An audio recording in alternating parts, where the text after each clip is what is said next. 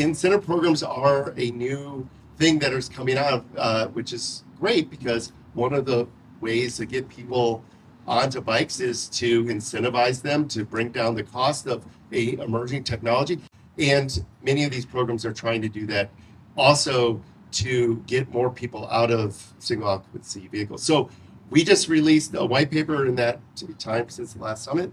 But one of the things that I think for you all here is how do you work with your local cities, utilities, maybe even states to build a incentive program that is works for both the consumer and your local dealers and obviously the bike manufacturers, that makes it seamless and easy for people to, one, know about e-bikes, to get out and ride e-bikes, but then also feel comfortable about paying the price and actually making that big step of purchasing. I'm also a co-founder of an initiative called the Equitable Commute Project, which is a coalition of 7 different organizations based out of New York City. We're trying to run a subsidy program. We have a focus of providing $600 subsidies to 5,000 lower income frontline New Yorkers. But in addition to the subsidy, the subsidy is obviously a huge piece of this and just bringing the financial accessibility. But we also, in looking at different programs around the world that have been most successful and in looking at outreach efforts with Better Bike Share program and other efforts to encourage people from lower income disadvantaged backgrounds, we realized that it couldn't just be about the subsidy. We also needed to include a component that was community outreach, which we've found a really effective way to do that in New York is through employers. So the Equitable Commute Project includes a very big part of demo rides, marketing, presentations, engagement with people at their workplace so they don't have to go to another location. We come to them with our program. It also includes a workforce training component because this has been a really big issue in New York City as e-bikes have become really popular. There's not enough mechanics to actually service them. So that's a part of our program. We also have a affordable financing component. So a lot of folks can't access things like Affirm or these other online programs to do zero interest financing, which are typically, this is going out. You can hear me, that are typically only accessible for people who have good credit history. So we've partnered with a community development finance institute based in Brooklyn, in the Bronx, New York, who's actually doing these employee opportunity loan programs. So again, through the employer, providing low interest, low dollar loans that are taken immediately out of someone's paycheck. So it just simplifies the process and allows people to build credit at the same time that it allows them to actually access an e-bike. So we're trying to be really holistic in the way that we're thinking about this. And we're a little nervous about how popular our program already is and whether or not we're going to be able to service everybody.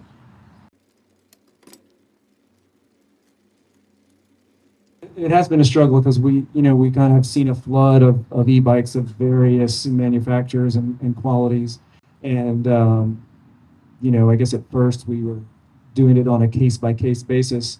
But I forget when, about a year ago, we set a firm policy of, we service e-bikes that were purchased from a bike shop. They have either a Bosch or a Shimano motor or they're from a familiar brand. I guess Rad Power was the one exception where we've seen enough of those that we are comfortable working on them. And so I guess we've set up this policy because some brands were just you just have no access to any parts or any schematics or any sort of help from the manufacturer. So even if you mentioned how it's sometimes they just need a brake adjusted or a seat post, but it seems like it always snowballs into more is wrong with the bike. So we just had to say, all right, we work on these and we don't work on those. And I feel like that could be expanded over time with, on an individual brand basis when you get a brand that will come to you with that offers any sort of support in terms of spare parts and any manuals to help us work on them. And having this policy, I think, helped a lot for us just to, and for the consumer, it helped them not feel like it was some arbitrary, thing that we were sort of looking them over and saying, we're not going to run your bike, but, and so just having that policy in place sort of at least makes it feel like it's a fair and equitable thing, even if some folks who bought sort of a cheap e-bike online, end up missing out on the opportunity for us to service it. We did a trial distribution of 15 bikes from local bike shops and from some of the direct-to-consumer vendors. And some of those bikes, I think as everybody in here knows, sometimes you just have an issue with a seat post that drops or the brake pads that are a little bit off or something. So a lot of folks that came in, this was their first time having a bike that was this expensive and something that they plan to use on a regular basis. And when we did the distribution, we started the distribution at a central location. And then people started bugging us for maintenance, like texting me, and I was really not able to help them. So the way that we're structuring the program now, and I think the better way to do it, is with local bike shops, so that anyone who gets a bike, subsidized or not, they end up building a relationship with a place that can actually service them. What we're seeing across New York is that there's a lot of bike shops, traditional bike shops, who don't want to service e-bikes, no matter what grade e-bike it is. I think a lot of them are just nervous because of some of the battery fire issues from some of these less lower quality bikes that are coming from different parts of the world. They're creating a real headache right now in New York, and people are nervous about fires. So part of what we're trying to do is build a new workforce with this group called the HOPE program, who specializes in creating new green jobs for people with high barriers to employment. And we're training them to be bike mechanics, but also to understand battery safety and how to handle lithium-ion batteries, how to diagnose when there's actually an issue that could become a big problem, and then to transfer it over to recycling as well. And this is something that we're finding is in really high demand. This program is just now getting started, and we've had people, bike shops around the city, hear about it and express interest in hiring out of this program. So that comprehensive piece is really, really necessary to support this network and make sure people can get their bikes serviced. I was just going to say, on the maintenance side, as it relates to these incentive programs, is that we do see a lot of the thought process of the policymakers or the people managing the programs are really thinking about the long-term support of the bike and the individual purchasing it. So, for example, Denver just launched their citywide incentive program, which is, I think, a very good model to look at, where they have various different incentive levels. They have a low-income program. They actually have incentives for cargo bikes. But one of the main things is they wanted that interface with the consumer, one for the consumer to go test ride and experience the bikes, but also have a place where they can get them maintained. So they're just not buying it, and then if it breaks, they're getting rid of it or whatever. And so it was really important for them to have the brick and mortar location. And that did, I guess they're dealing with some of the direct consumer questions, which is a valid complaint by that side of the industry, saying that they can provide these bikes, and but they were very adamant, because particularly for low income neighborhoods where they tend not to maybe even have a bike shop, where a place that they can go test out, they have to go drive 5-10 miles to a place. They thought it was too important to have that home base. Now, some I know direct consumer are providing kind of home support, so you can call and they come and fix your bike. So I think that's a valid kind of response to that. And I know Denver's kind of thinking about that next evolution about how how a company will support a incented bike long term. So I think the biggest question will be how California sets up theirs. Denver sets theirs up, in a small defined area of Denver. I think they have 19 shops that are participating right now out of I think there was 30 odd shops that they kind of identified as potential places. California, their whole incentive program is for the whole state. And so how that program rolls out, we'll find out within a month here, how they're going to be looking at that. But that's going to be very interesting about that supportive side, both on the outreach and the touch for the consumers, but also for the maintenance side. We come to the conclusion that we will work on e-bikes, pretty much all of them at Liberty. We do have safety protocols that we actually have to make sure we don't burn our building down. That would be bad. So, but we have some of the same struggles Youngblood had mentioned, some of the D2C bikes. We don't want to see an e-bike is a pretty materials intensive piece.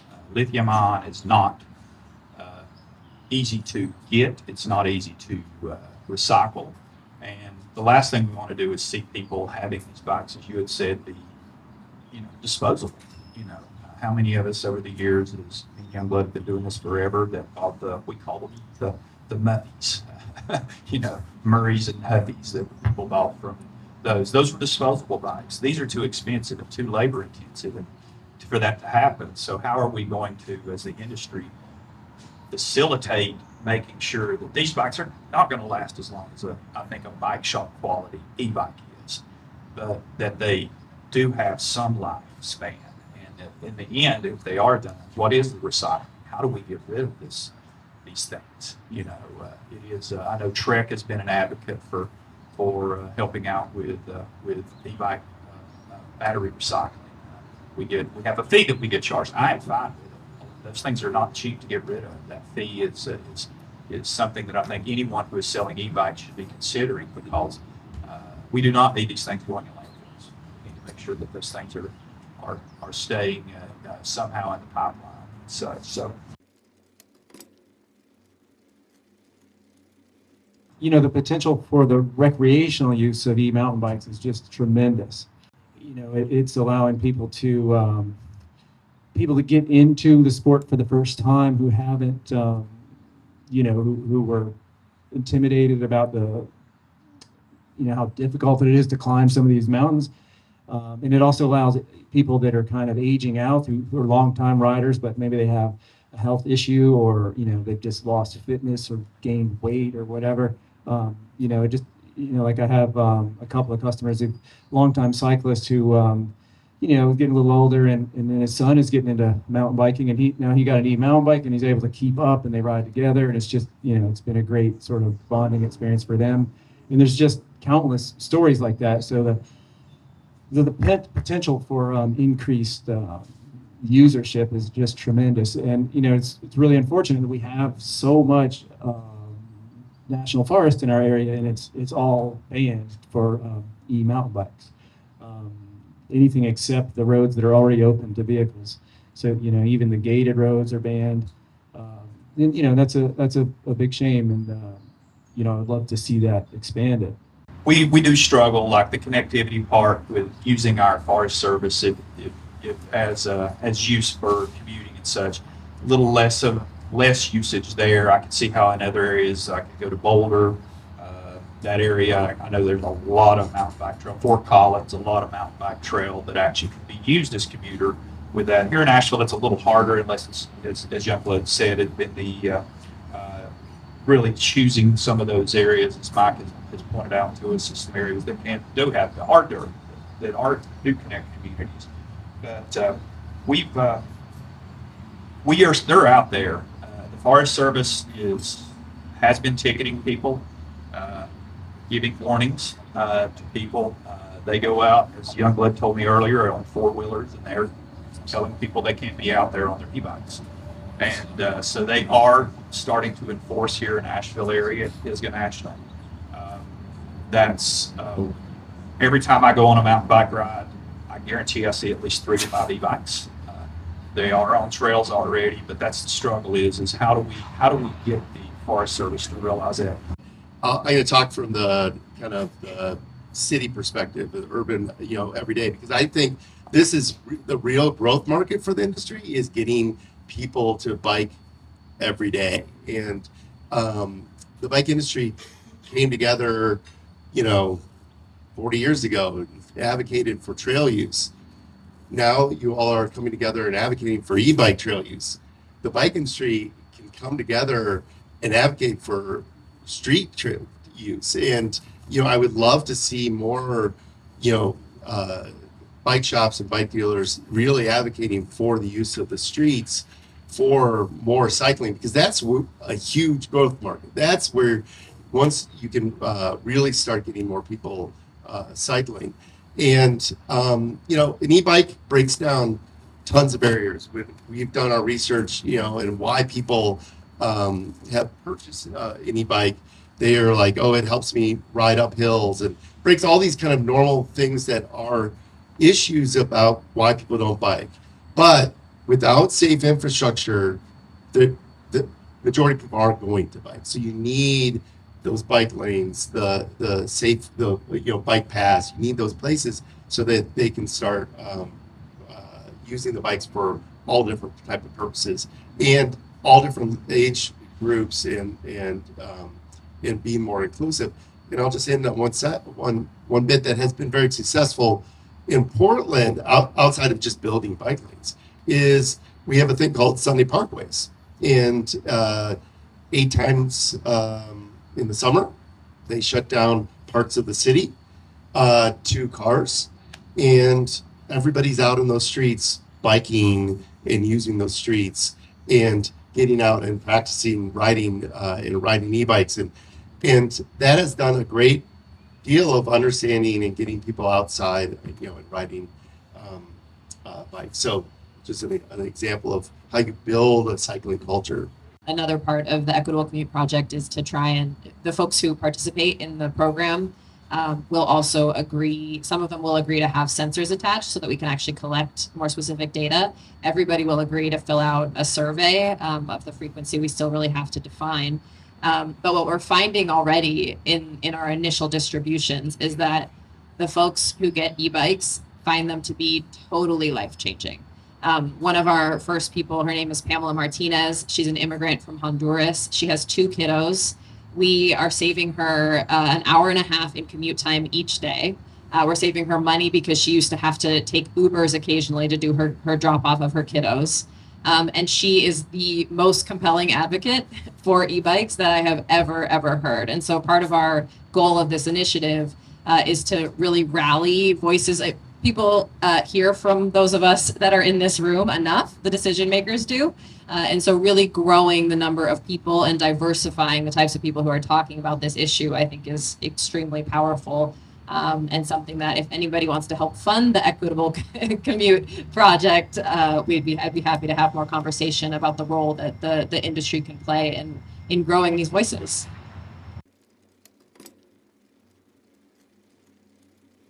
New York is a state that still has a messy code for e-bike legalization. So the Parks Department in our city decided that e-bikes are no longer allowed in Central Park or Prospect Park, which are refuge. They're just like, they're so alive all throughout the year with everybody from all over the city. They're absolutely essential to everybody's well-being.